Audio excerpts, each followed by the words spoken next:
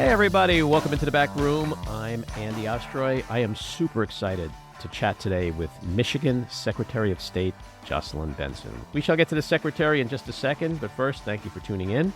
We appreciate you listening, and we'd love to hear your comments. So email us at backroomandy@gmail.com and/or post on our social media, and we'll read some feedback next time. And if you like the podcast, please rate and review and follow or subscribe, and you'll be notified every time we post a new episode.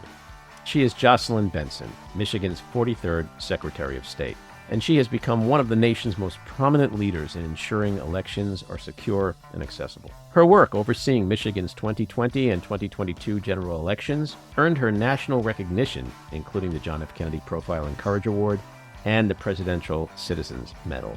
She also implemented new voting rights for all eligible citizens of Michigan prior to the 2020 election, including the right to vote absentee, and she oversaw more than 250 audits after the election, all of which affirmed its integrity and security.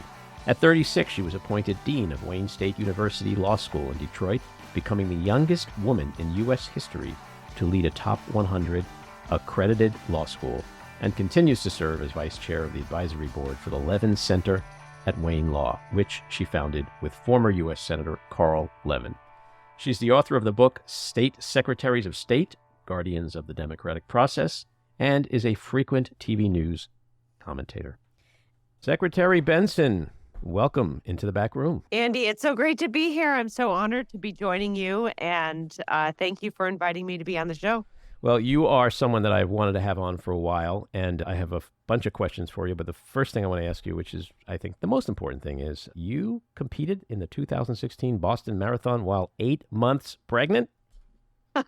Yep. Yeah, I was. And it was the second time I ran it. I run about 2 marathons a year, but one foot in front of the other. I wanted to see if I could do it. I did not think until I saw the finish line that I could actually do it, which was a really good life lesson that one foot in front of the other, we can accomplish things that we may not think possible when we set out on the trek.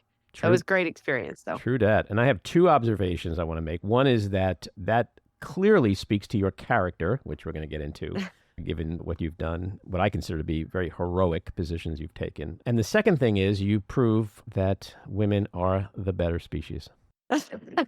Well, I was going to say, the average man can't conceptualize being pregnant to begin with and having to deal with that. But being pregnant and running a marathon in your 8th month, there's no man alive that could deal with that. I'm just going on record. Fair point. Okay. Fair point.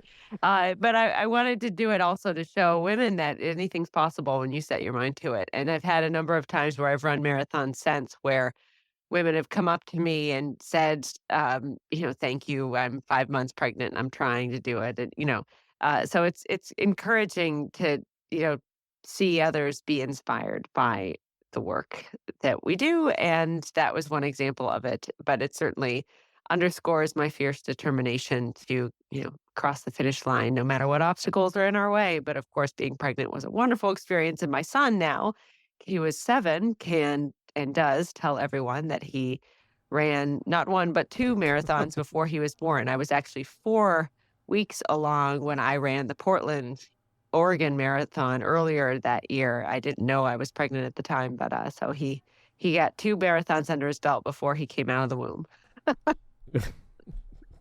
Well, in all seriousness, it's pretty awesome that you did that, and it is a good segue into what you have done in your job. So you just came through your state's primary. How concerned about violence in the days and weeks leading up to it were you?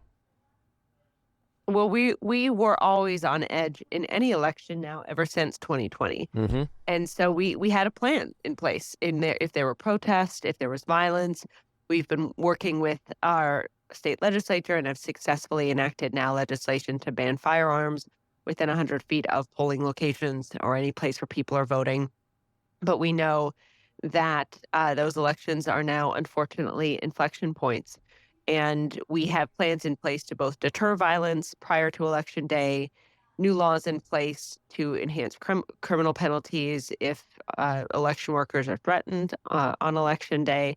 And then we have rapid response plans in place, but try to do everything we can to just minimize the potential help people see that it will do nothing. It will not advance their goals to have any type of disruption around our elections. There will only be consequences and negative ones for them. And we've been able to deter violence as a result, but certainly are on edge going into this election cycle this fall.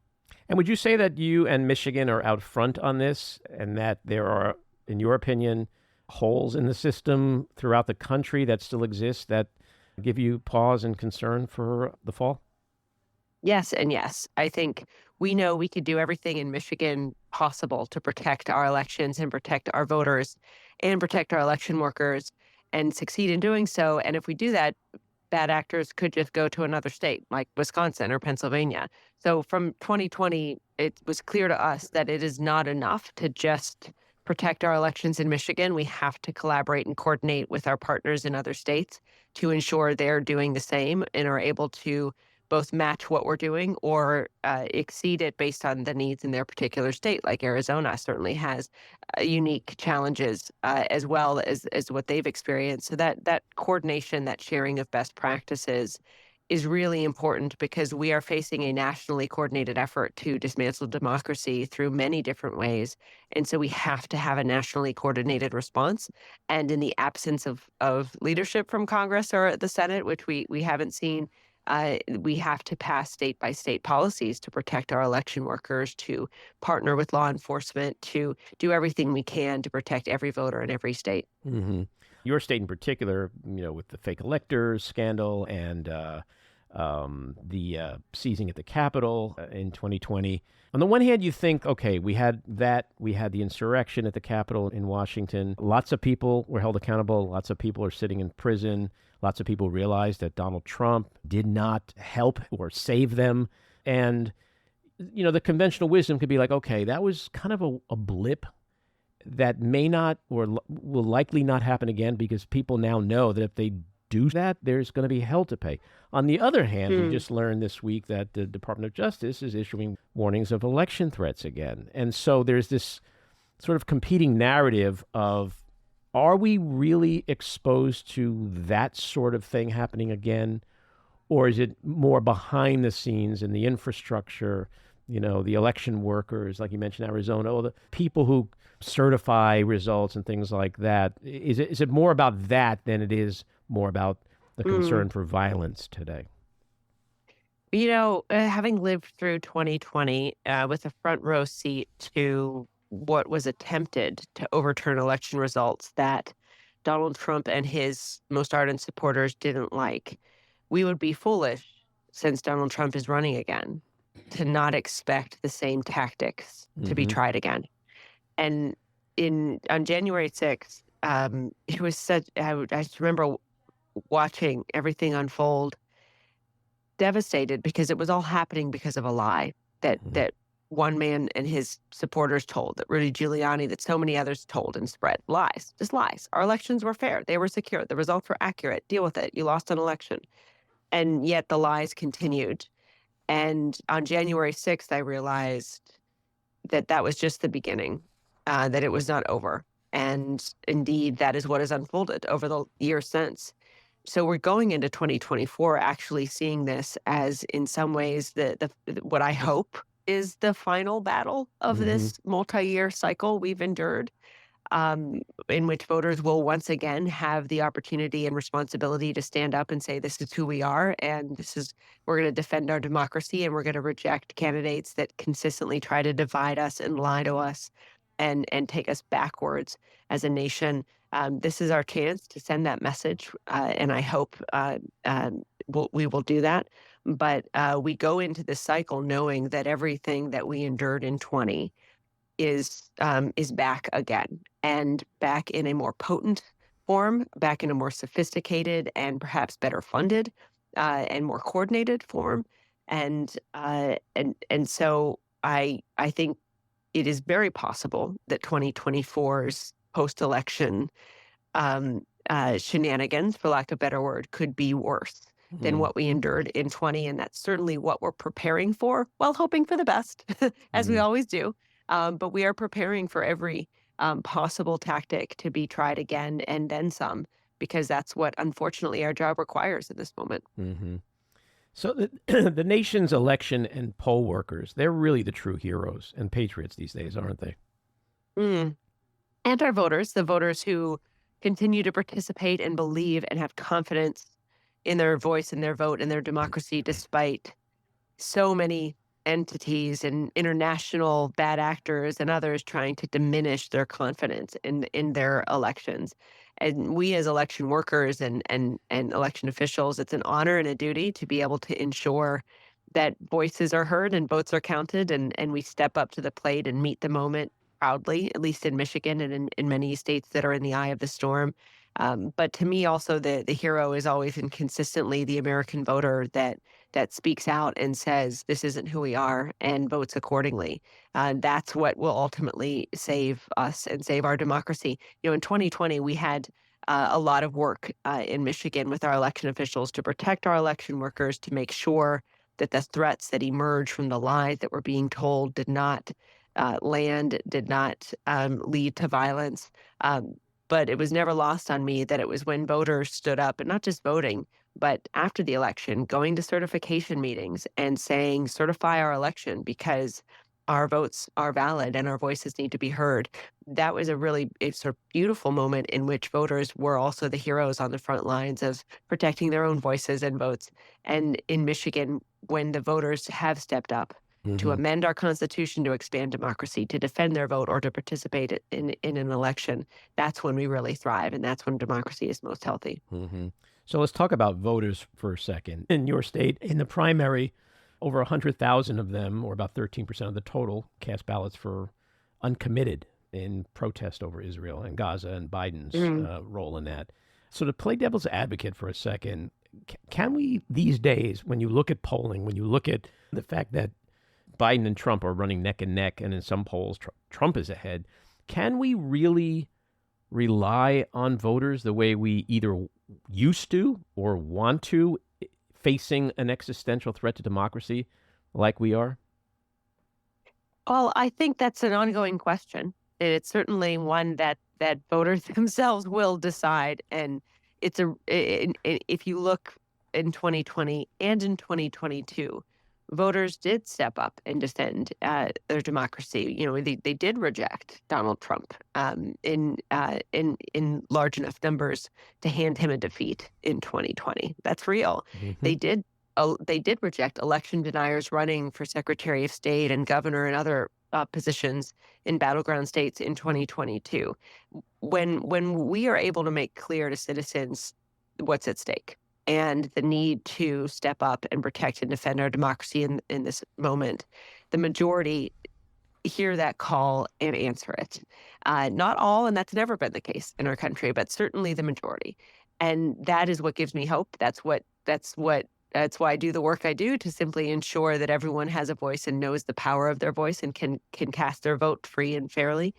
But at the same time, it's there's a lot of noise that is intentionally put into the ecosystem to try to diminish voters' confidence in their voice, their vote, and in their democracy and their elections, knowing that if that's a successful, that noise is successful, then you actually can drown out the voters' ability to stand up and defend their democracy. And so that's kind of the battle that we're in, this noisy, misinformation fueled ecosystem of lies and falsehoods about our elections, about Hmm. elected officials, about election workers, all designed to get voters to give up, to walk away, to not Hmm.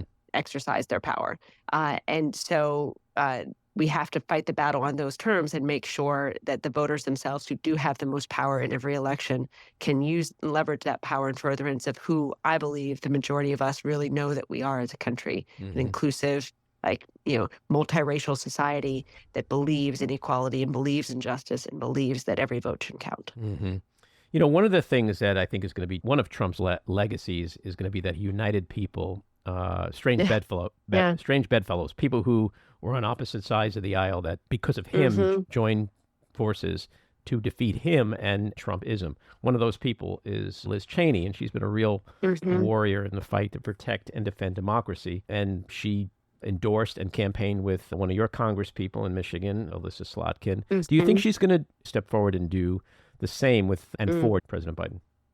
Yeah, I don't know. She and I spent time together at the ceremony for the Profile and Courage Award. We both received the JFK Library Profile Hmm. and Courage Award a few years ago, and so I got to spend a lot of time with her that evening and really get to know her. And she is um, focused in sort of unequivocally on ensuring that Donald Trump never gets back to the White House. And so I think, and she said this Hmm. consistently, I think every action that she has taken reinforces that. So whether that will ultimately lead to an endorsement of his opponent, I think is it would be in line with every other action she's taken, Hmm. but she strikes me as someone who's very smart and very strategic and will do and say what is necessary to achieve the goal, which is, protecting the White House from anyone like Trump who would diminish its in our country's ability to lead and be a strong union. I think that remains to be seen. But certainly, she's taken a number of actions that would suggest she's laser focused on doing everything she can to defeat Donald Trump, and so I think she'll continue to take whatever appropriate actions are needed to achieve that goal. Hmm. And, prior to the Trump years, we never really knew who secretaries of state were. We never understood, Yeah, people like you and Brad Raffensperger, like you guys just all flew under the radar, right? As you should, happily, and the way, happily, we were happy and fly and under as the you radar. wanted to. And now people Yeah. know who you are, and a few of you Hmm. have stepped forward and have become very visible. Why have you chosen to put so much of your personal and professional life at such great risk in publicly speaking up and speaking out the way you Mm. have the past several years? Because it is pretty courageous, and I'm sure it's made both work life and personal life pretty harrowing at times. Yeah, it has. It's been a challenge. But, I started my career in Selma, Alabama, investigating hate groups and hate crimes around the country at the age of 19. And I really, at that moment in my life, was instilled with this deep sense of responsibility to continue the work of those freedom fighters who stood on the foot of the Edmund Pettus Bridge in March of 1965 and marched forward into a sea of Alabama state troopers simply to ensure that the one person, one vote promise in our Constitution was a reality for everyone. And that work, that commitment that I made to continue that work meant knowing that that meant walking into the fire, running towards the fire if that's what it took, because that's what it's always taken Hmm. for folks to defend democracy. So that path led me to become a lawyer, but then also to become an advocate for elections and run for Secretary of State because I believe strongly that these positions are critical to ensuring whether you're a Democrat or Republican, you've got referees in these positions to protect the rules of the game and ensure no matter how someone votes, their vote is counted and their voice is heard, and that everyone knows the power of their vote and their voice. So for me, to do the work is the honor. To do it under a spotlight is an opportunity to show indeed how important these offices are, which I've always wanted to be. I wrote a book on these offices in 2008 to communicate to voters that these offices matter, these roles matter, and to be able to do this job now under such great in this historic moment for our democracy has been the honor, truly the honor of my life, and one I'm very proud of. And it's been great to have other colleagues as well, like Raffensperger, like Al Schmidt now in Pennsylvania, Cisco Aguilar in Nevada, Hmm. who get that as well and to share that spotlight so that we can help voters understand the importance of electing people of integrity to these positions. Hmm. Well, it is such important, critical, and courageous work, and I say this not gratuitously. I do believe America owes people like you and the others you mentioned a real debt of gratitude because we're facing Thank you. a crisis that we've never ever experienced. My last question to you Mhm. is one that I can almost guarantee you've probably not been asked ever before in an interview. Because Okay. we here in the back room like to give our audience a glimpse into who people are, not so much what they do. And the best way to do that often is through music. So give me Mm. your top five musical artists of all time. Oh my gosh. A top 5 musical artists Yeah, bands or songs? or no artists. Oh gosh. Oh my goodness. On the spot. So I hesitate to say this because it sounds, but the Beatles are like Oh, extraordinary. thank you. You're the They third person out of 185 episodes we've done that has said that. So thank you. Huh. Yeah. No, I mean, their breadth of music, the Hmm. messages that many of their, I mean, that to me is one. And then it's hard to say like what's the best of all time, but certainly my son is listening to a lot of Imagine Dragons. I don't know if I'd Hmm. put them at the best, but Hmm. they're certainly on our playlist. I'm actually looking through our playlists now. See, you too. I think is another one, another Hmm. just timeless band with timeless music. Simon and Garfunkel, another one that has I like songs with meaning and that inspire you. Hmm. I actually would, and this may be controversial, but I think Madonna has created a repertoire of music for decades now that I may not love everything she's ever done, but certainly as someone who grew up in the 80s, 90s, she's iconic in what she's been able to contribute to the industry. Hmm. And I would add to that Billy Joel, who similarly, I Great think with list. his new song, Hmm. and I'll add one more, which is George Michael, who I Gotta have think faith. similarly is just like great, right? So that's my list. Well, that's Off the a top of my great head, list. best I could do. And Okay. you are a great American. Keep doing what you're doing because it's really important work. And I do hope we'll get a chance to chat Thank again. you. Me too. Me too. Thanks so much for having me. Alrighty, take care. Thanks. Bye-bye. This episode of The Back Room was edited and produced by me, Andy Ostroy. It was co-edited and co-produced by Maddie Rosenberg and co-produced by Jen Hammoud. Our theme song was composed by Andrew Hollander, and our logo was designed by Cricket Langell. And special thanks to Patricia Wind. Please take a moment to rate and review the podcast, and also follow or subscribe. Until next time, keep your eyes on Washington, Hollywood, and your own backyards, and have a great week.